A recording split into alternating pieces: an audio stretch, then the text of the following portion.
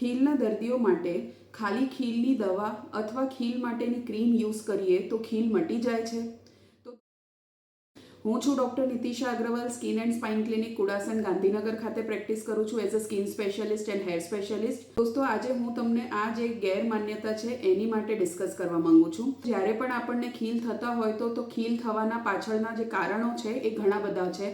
એમાં સૌથી પહેલાં હોય છે કે આપણી સ્કિન ટાઈપ જો ઓઇલી હોય તો થતું હોય, આપણા પોર્સ ક્લોગ એટલે કે બંધ થઈ જતા હોય તો થતું હોય, આપણને જો ડેન્ડ્રફ હોય તો થઈ શકે છે, કે પછી આપણને હોર્મોનલ પ્રોબ્લેમ્સ હોય, કે પછી આપણે એવા સ્કિન પ્રોડક્ટ્સ યુઝ કરીએ છીએ જે તમારી સ્કિનને સૂટ નથી થતા, કે મેકઅપ વધારે પડતું કરતા હોઈએ, કે તમારી લાઇફસ્ટાઇલ ખરાબ હોય, કે તમારું ડાયટ પેટર્ન જેમાં જંક ફૂડ વધારે ઇન્ક્લુડ થતું હોય.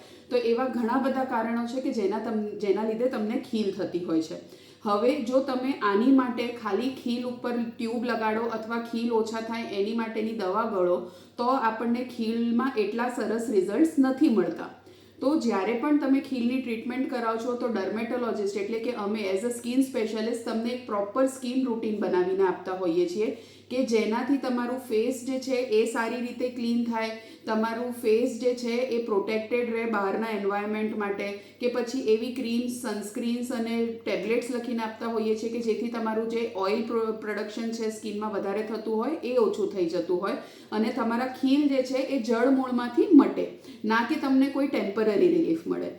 એટલે સૌથી પહેલાં તો ખીલની ટ્રીટમેન્ટ જ્યારે પણ કરાવીએ ત્યારે સૌથી પહેલાં તો ક્લેન્ઝર જે છે એ ટી ટ્રી ઓઇલ કે salicylic acid based face wash હોવું જોઈએ જેથી તમારી સ્કિન જે છે એ સારી રીતે ક્લીન થાય.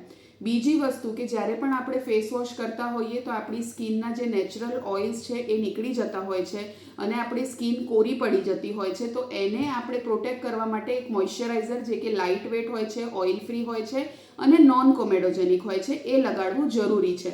એવું નથી કે ઓઇલી સ્કિન માટે મોઇશ્ચરાઇઝર જરૂરી નથી. મોઇશ્ચરાઇઝર તમારે ઓઇલી સ્કિન હોય તો પણ લગાડવું જરૂરી છે.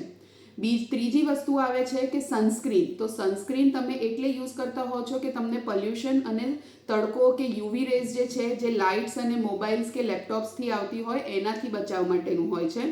તો એ પણ તમારે દિવસમાં 2 વાર આઈડિયલી લગાડવું જરૂરી છે અને જ્યારે પણ તમે બહાર નીકળો ત્યારે મોઢું તમારે દુપટ્ટાથી કે સ્કાર્ફથી ઢાંકીને જવાનું. ચોથી વસ્તુ જે નાઇટ રૂટીન છે એ છે કે નાઇટમાં તમે ફેસ વોશ કરી લો, મોઇશ્ચરાઇઝર યુઝ કરી લો, એના પછી જો તમને ઓપન પોર્સ કે એક્સેસિવલી ઓઇલી સ્કિનનો પ્રોબ્લેમ હોય તો અમે તમને સિરમ્સ આપતા હોઈએ છીએ અને જો તમને એક્ટિવ એકને થતા હોય તો એની ઉપર લગાડવા માટેની ક્રીમ્સ લખીને આપતા હોઈએ છીએ કે જે તમે કેરફુલી લગાડો તો તમારી સ્કિનને કોઈ નુકસાન પહોંચે નહીં ને ખીલ તમારા દબાઈ જાય, સુકાઈ જાય અને એના ડાઘા પણ મટી જતા હોય છે.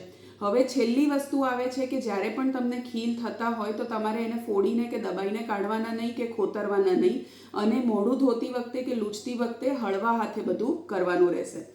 એના પછી જે જનરલ રૂટીન કેર અમે કહેતા હોઈએ છીએ કે લાઈક હેર વોશ તમારે અઠવાડિયામાં 3 વાર કરવાનું જેથી માથું ઓઇલી ના રહે અને જો તમને ડેન્ડ્રફ થયું હોય તો એન્ટી ડેન્ડ્રફ શેમ્પૂ યુઝ કરવાના તમારે અને માથું જો ઓઇલી હોય, તમને ફેસ ઉપર ખીલ થતા હોય તો માથામાં તેલ નહીં લગાડવાનું. તેલ લગાડવું હોય તો ખાલી વાળમાં લગાડો, 1-2 કલાક પછી માથું ધોઈ નાખો. વધારે તેલ નાખવાથી તમારું સ્કેલ્પ, વાળ ઓઇલી થશે, તમારું ફેસ ઓઇલી થશે અને ખીલ વધારે થશે.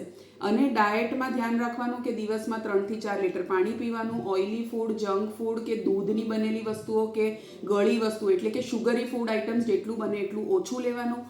ઊંઘ 6 થી 8 કલાકની પૂરી કરવાની અને સ્ટ્રેસ જેટલું બને એટલું ઓછું લેવાનું અને રેગ્યુલરલી એક્સરસાઇઝ કરવું, યોગા કરવું, મેડિટેશન કરવું.